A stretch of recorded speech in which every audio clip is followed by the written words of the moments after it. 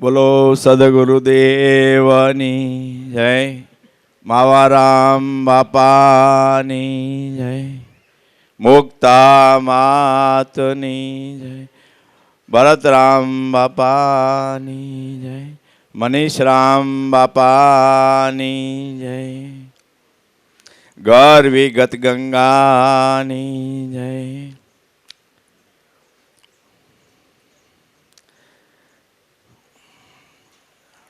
આજે ગુરુ પૂર્ણિમાના મહા ઉત્સવ નિમિત્તે આપણે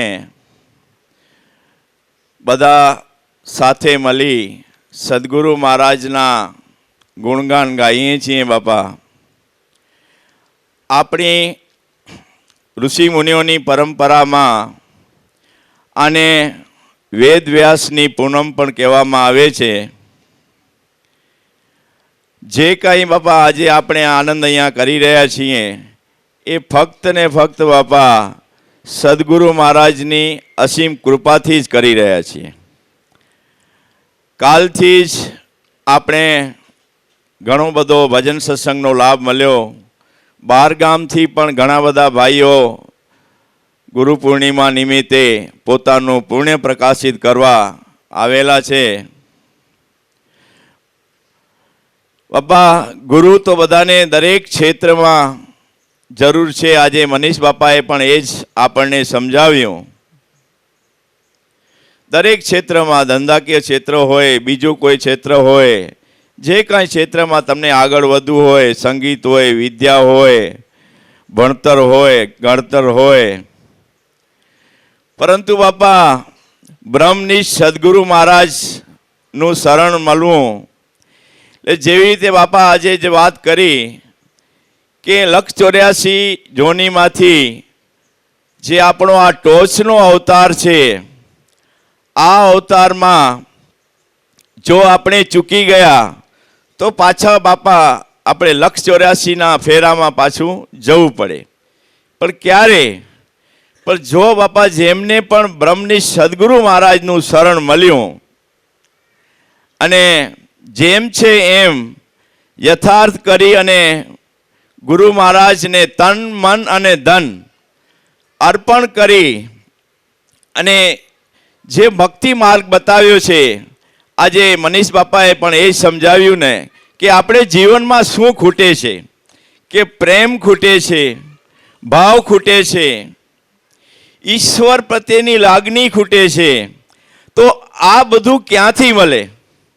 સંતોના સાનિધ્યમાંથી અને સંતોના શરણમાં જવાથી.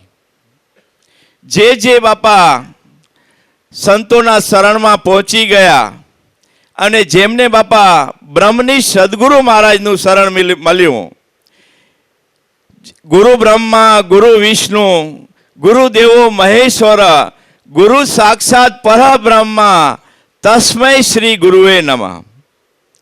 पापा गुरु गुरु में भेद है, गुरु गुरु में भाव, ऐसा सदगुरु वंदिए कि शब्द बतावे दाव.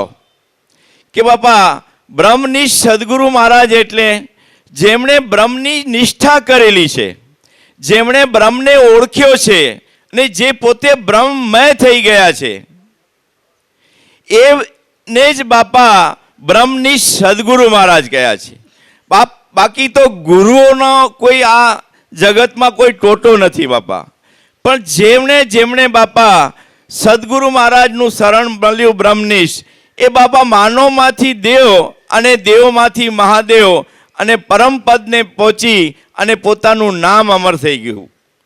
કારણ કે આપણે જીવનમાં જે કંઈ ખૂટતું હોય એ જો કોઈ મળવાનું આજે કડીકાળમાં જો કોઈ સ્થાન હોય, આપણે પરિવારને સાથે બેસી આનંદ કરી શકીએ, 4 સત્સંગની વાતો કરી શકીએ, પરિવારમાં પ્રેમ ભાવ આપણે અખંડ રાખી શકીએ, દરેકમાં આપણે ભગવાનનું સ્વરૂપ જોઈ શકીએ.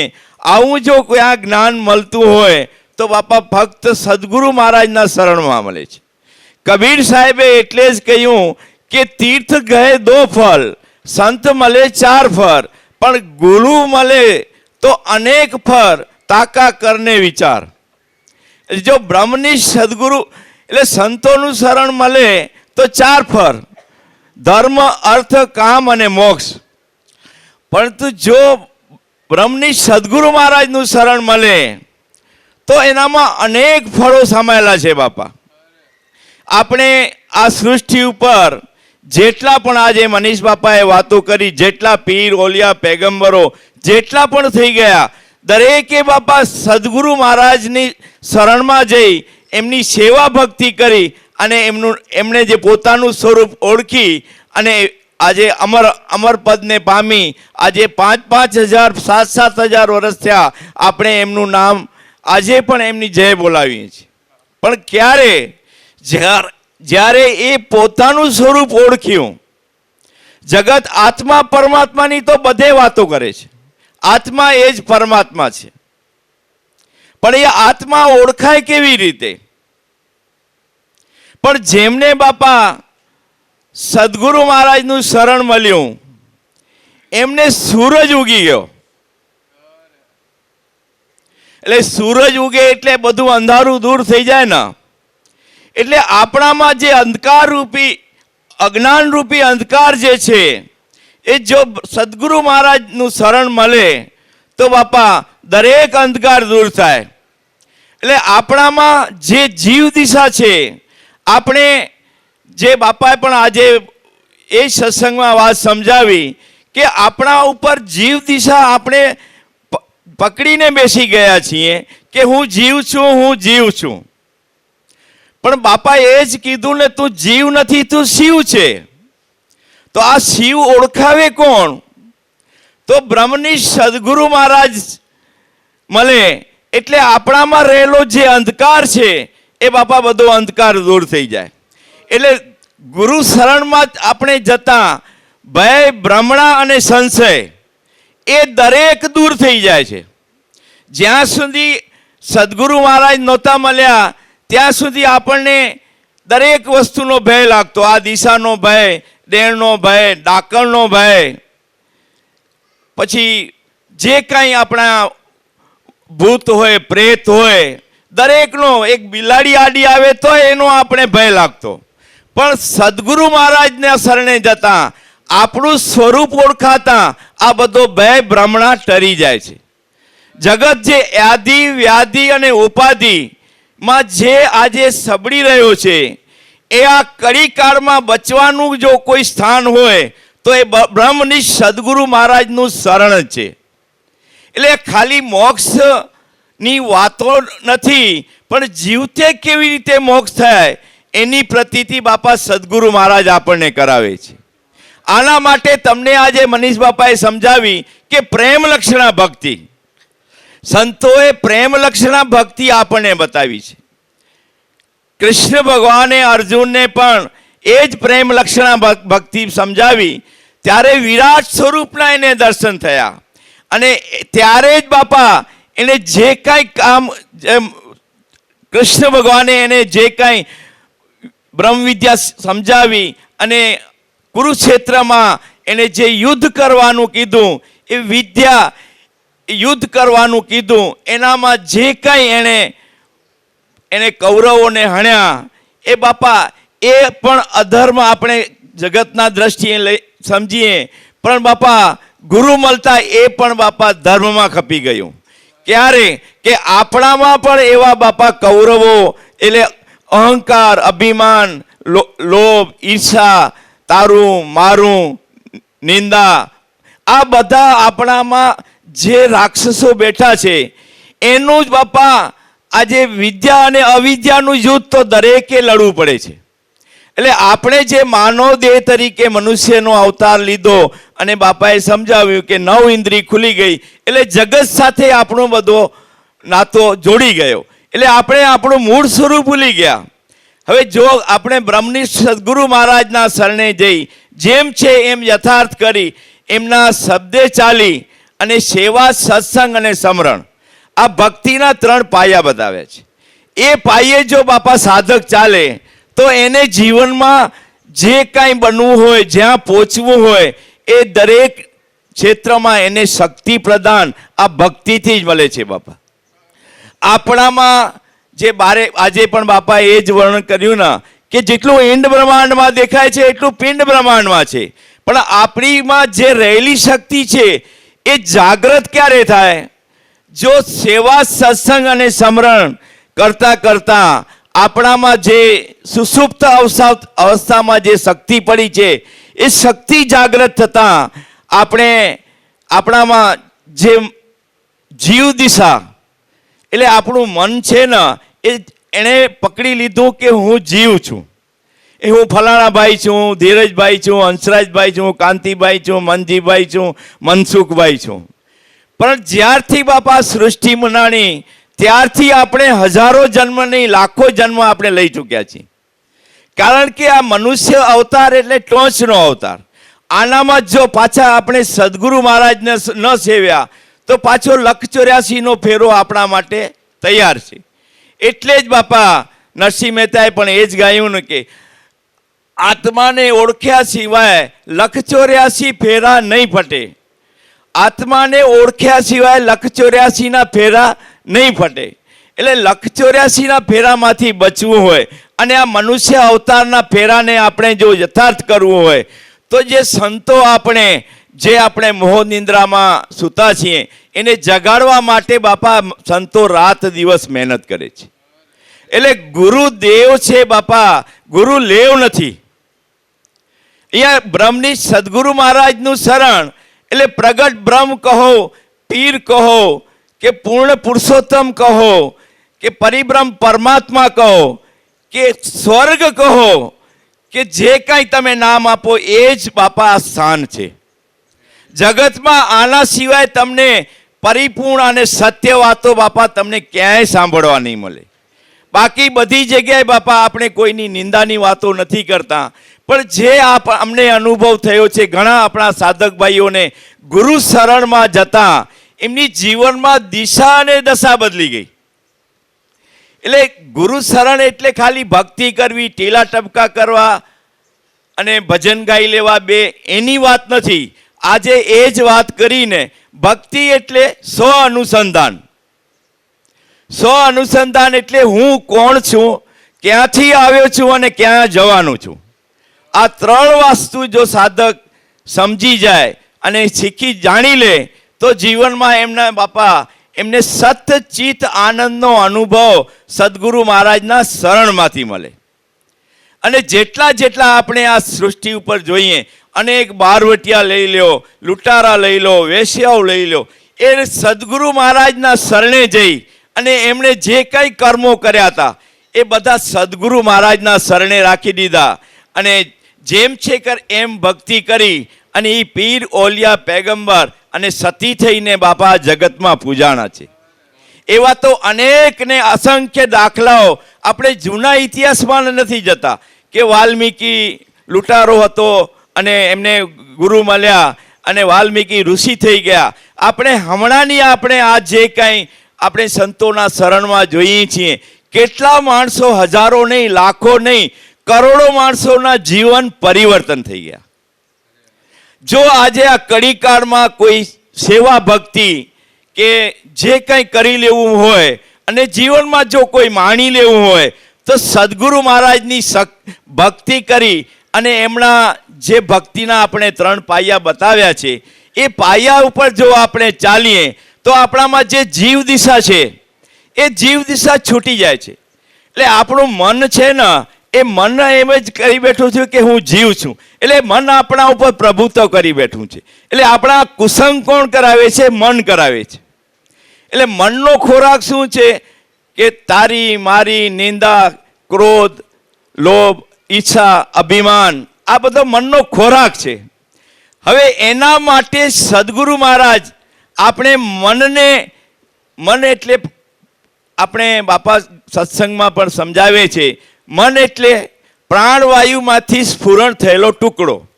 હવે પહેલો સ્ફુરણ થયેલો ટુકડો જો એ પાછા મૂળ ઘરમાં આવે તો બાપા એને સતચિત આનંદનો અનુભવ થાય અને પોતાનું આત્મ સ્વરૂપ, આત્મ ધ્યાન, આત્મજ્ઞાનનો બાપા અનુભવ થાય. આના માટે બાપા જગત આખું દેહને સંતો તો આખે જગત કરે છે, પણ અહીં વાત શેની છે? મનને સંત કરવાની વાત છે. એટલે સદગુરુ મહારાજ આપણે મનને ધડો મજબૂત કરવા અને મન જે બહાર ભટકી રહ્યું છે એને અંતર્મુખ કરવા માટે, એને મૂળ ઘર પહોંચાડવા માટે આપણે મનને માળા બાંધે છે. એટલે મનને આપણે વચન આપે છે. આપણે જે કાંઈ બ્રહ્મનિષ્ઠ સદગુરુ મહારાજ જે ગુરુ વચન કહો કે સતનામ કહો કે કચ્છમાં આપણા મેકણ દાદા એને જી નામ કીધું, બાપા એ જ નામ જે આદિ અનાદિથી જે 33 કરોડ દેવ, 64 કરોડ જોગણી, 88,000 ઋષિ મુનિઓની જો કોઈ કચેરી રચાણી હોય ને તો આ ગુરુ વચનથી થઈ છે બાપા. તો એ વચન બાપા આપણને મળે એટલે આપણા જીવનમાં જે અજ્ઞાનતા છે એ દૂર થાય. એટલે મનનું આપણે જેમ યોગ સાધના કરતા જઈએ, ગુરુ મહારાજના સેવા સત્સંગ અને સ્મરણમાં જેટલો વધારે લાભ થઈએ એટલે મનનું જે આપણા ઉપર પ્રભુત્વ છે એ આપણામાંથી નીકળી જાય.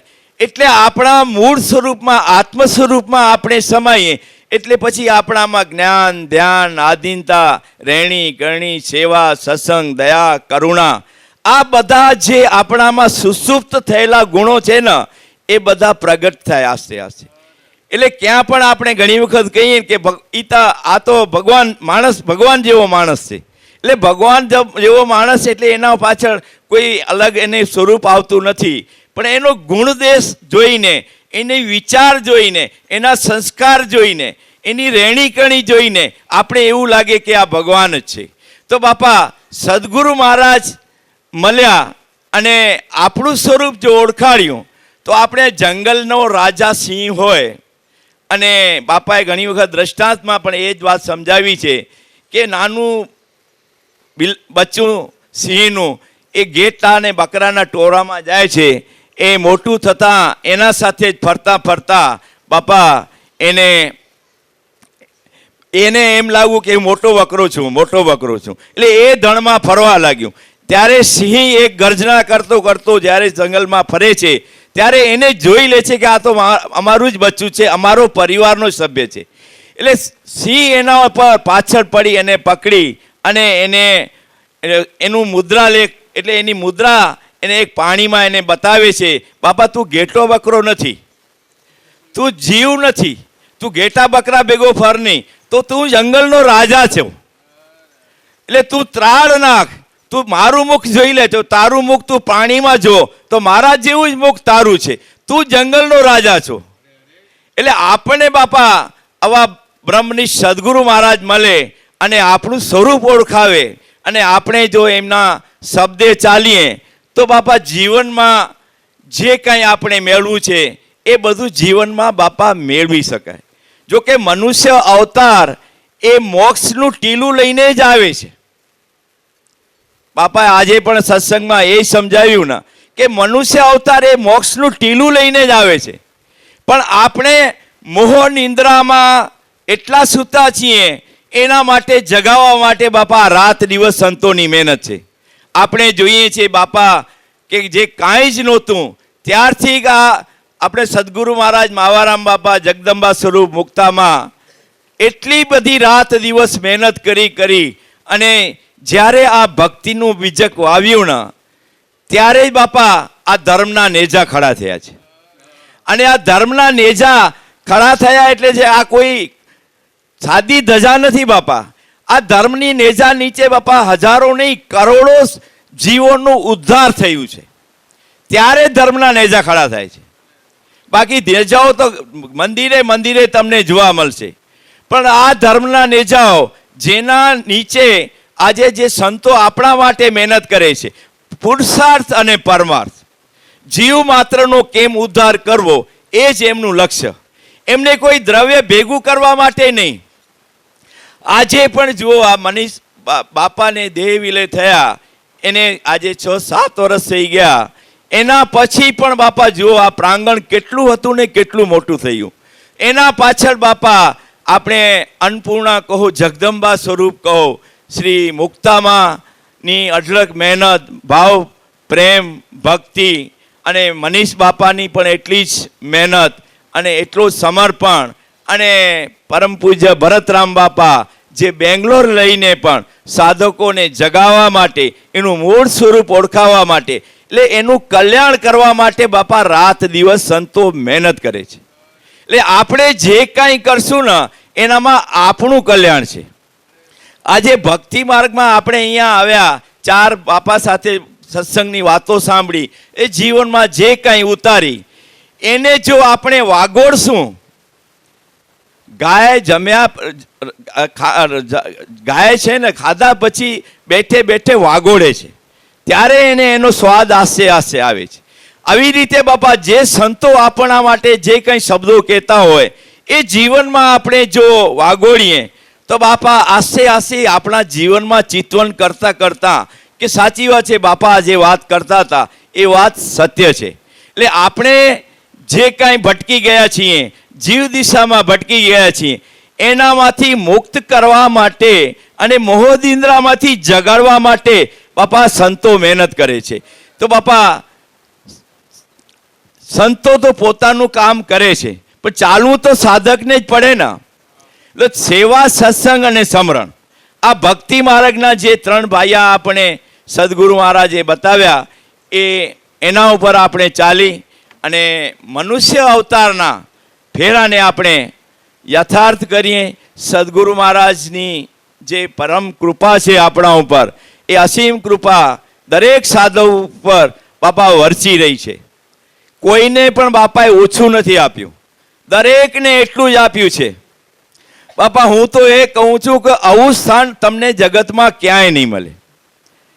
અને સદગુરુ મહારાજ એટલે એ જ મારા ભગવાન, એ જ મારા ઈશ્વર, એ જ મારા ઠાકર, એ જ મારા પિતા, એ જ મારા ઈશ્વર, કે જે કંઈ કહો એ જ મારા ભગવાન, એ જ મારા ઈશ્વર, એ જ લક્ષ્ય રાખી અને જો સાધક અહીં ત્યાં પોતાની દ્રષ્ટિ ન ભટકાવે ને તો એને બાપા જે કંઈ કરવું હોય ને એ જીવનમાં કરી શકે.